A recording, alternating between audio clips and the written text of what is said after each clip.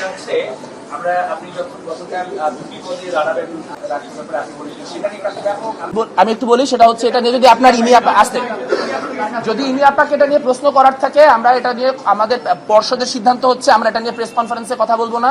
আপনারা press conference শেষ করার পরে যদি ইমি আপাকে এটা প্রশ্ন করতে চান, ইমি আপা ক্যাম্পাসে আছে, ইমি আপাকে আপনারা আলাদা করে এটা নিয়ে কোয়েশ্চেন করতে পারেন।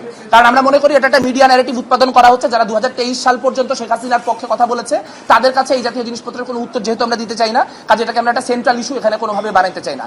আমরা আপনাদের জায়গা থেকে বুঝতে পারি যে যেহেতু এটা একটা গুরুত্বপূর্ণ আলোচনা এবং আলোচনার সামনে এসেছে, আপনারা ইমি আপাকে প্রশ্ন করতে চান, সেই প্রশ্ন আপনারা এখানে প্রেস কনফারেন্স করার শেষে ইমি আপাকে আলাদা করে করতে পারেন। কিন্তু এই বিষয়ে আমরা এখান থেকে কোনো উত্তর দিয়ে ফার্দার এটা নিয়ে যে একটা কন্টিনিউয়াস আলোচনা, সেই আলোচনার মধ্যে যাব না। কারণ তার মধ্যে দিয়ে আমাদের যে এজেন্ডা এবং ম্যানিফেস্টো সেটার থেকে আলোচনা ডিস্ট্রাক্টেড হয়ে বারবার করে এখানে ফিরে যাবে। এটাকে আমরা একটা ট্র্যাপ হিসেবে মনে করছি।